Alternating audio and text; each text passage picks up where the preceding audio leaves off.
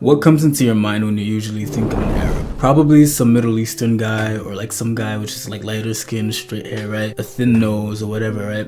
What we usually don't think of is people with dark skin, people that look like me, people who look black, people who just look stereotypical African. But only in Africa do you have people do that. Only in Africa is that okay. Only in Africa do you have people who look stereotypically African. They don't look Middle Eastern, but they claim to be Arabs. I hope this was not a bad introduction.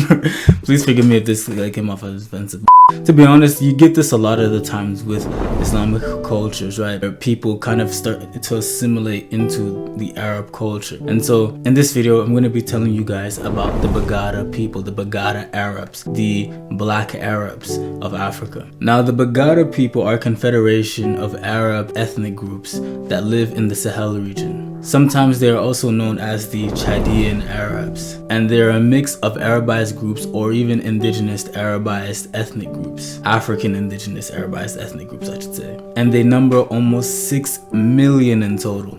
They inhabit a huge area known as the Baggara Belt, which comprises of countries such as Nigeria, Cameroon, Sudan, the Central African Republic, and a few more as well. Also, the meaning of the word Baggara is cattleman, so it's kind of interesting facts, I guess. Yeah, I don't know. Do what you want with that, bro. By the way, the reason why I'm recording this video is because I have a Baggara friend who really wanted me to do this. And, you know, since the Baggara people are kind of pretty cool, you know, I was just like, hey, you know, why not? You know, because you've told me a few things about Baggara history.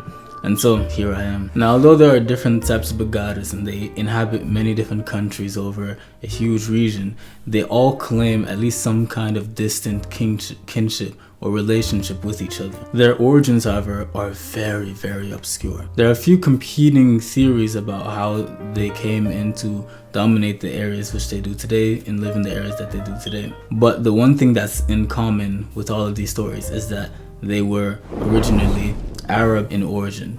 Some of these people, some of the kinship relationships claim genealogy spanning back centuries, connecting them with the Gehenna, which were a section of the Himyarites of southern Arabia from the days before Prophet Muhammad. Some of the theories about how Baggaras came in to enter Africa include them being part of the Arabs who participated in the invasion of Egypt, who then moved to Tunisia and then moved south into the Sahelian regions and assimilated and absorbed a bunch of indigenous African ethnic groups. Others also suggest that they were a part of the Arabs who came in, invaded and conquered Nubia during the 14th century, possibly connecting them with the Arabs who conquered Alodia, which was the last Christian kingdom of Nubia during the 14th century. And one of the other last parts of these origin stories, or one of the other extra remaining theories of these origin stories, claim that they originated from the Banu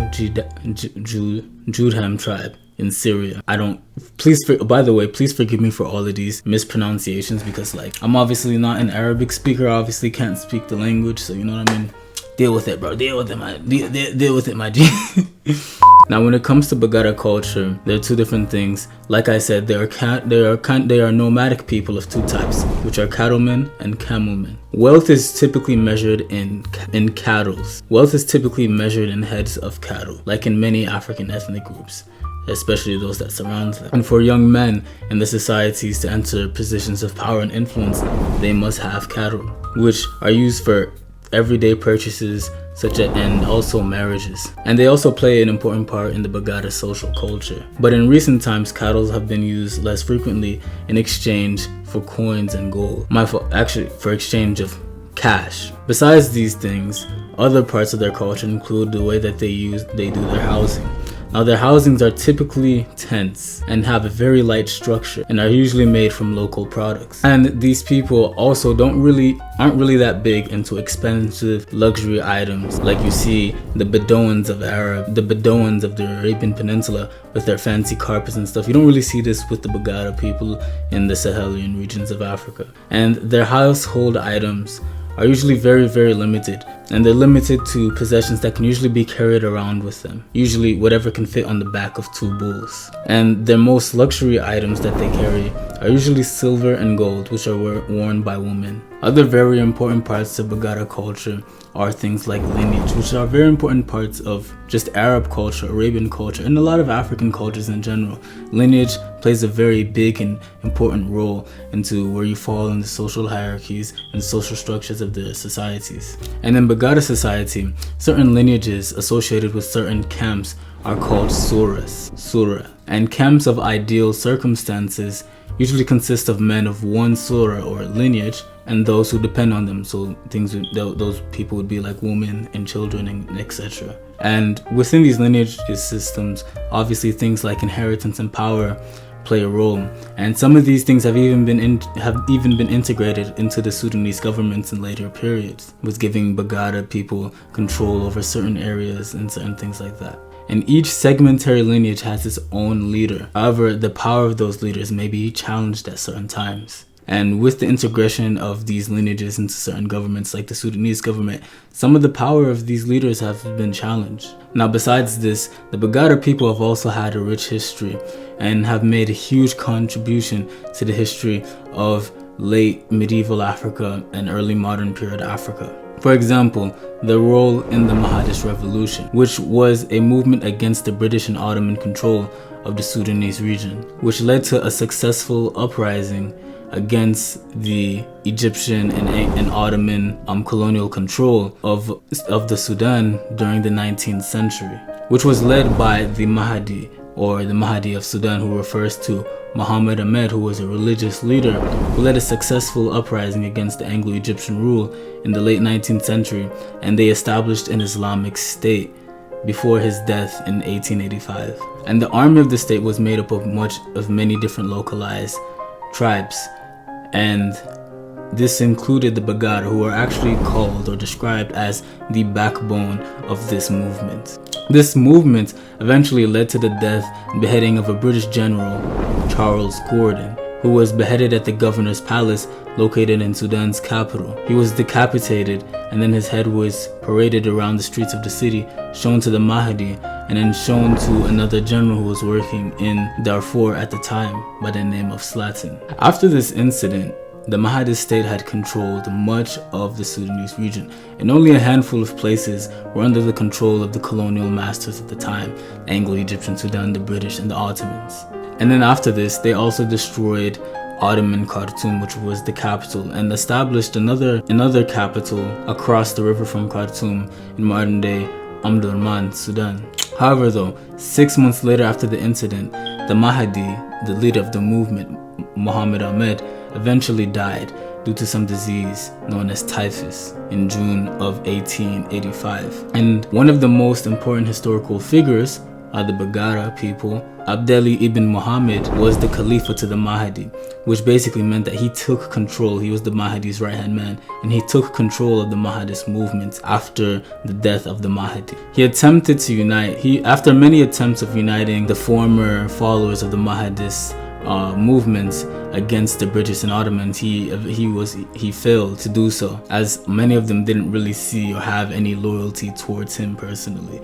He was too illiterate, unfortunately, to brand himself as some sort of new prophet. Besides that, some reforms or things that he introduced during his time as the leader of the Mahdist governments or Mahdist state, such as things like taxes, were actually very unpopular and caused uprisings in some of the regions that the Mahdist state controlled.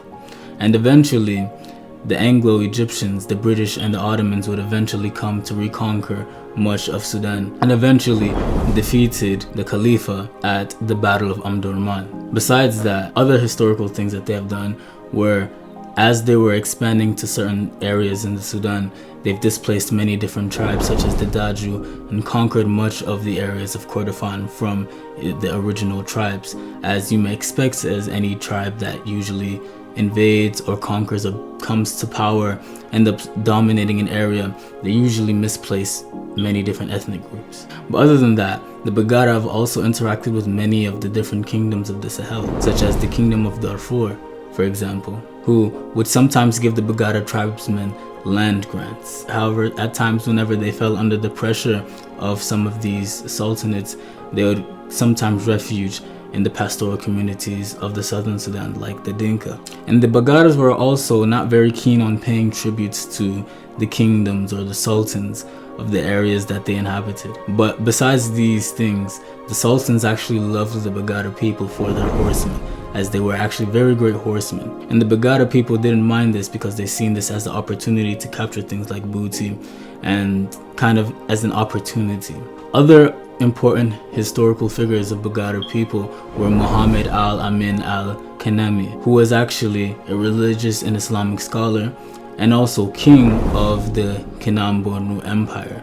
He rose to power in 1809, gaining popularity as a prominent rural religious community leader. The Kinam-Bornu Empire, by the way, was known to the Arabian geographers as the Kanem Empire from the 8th century AD onwards until 1900. And this king from the Baggara people actually went on to establish his own dynasty, the Sayfawa dynasty. He would stay in office until the end of his reign in 1837, when he was succeeded by his son Umar of Bornu. Though his son wasn't as much as a great leader as his father was, he let his advisors do much of the running an empire work, and even had his throne taken from him by his brother for a short period of time, but he eventually reconquered it from him. But things unfortunately would continue to go downhill until he was defeated by an army from the east led by Rabi az-Zubair, if I pronounce his name right, who was a man who ruled his own slave kingdom. But this story is for another day.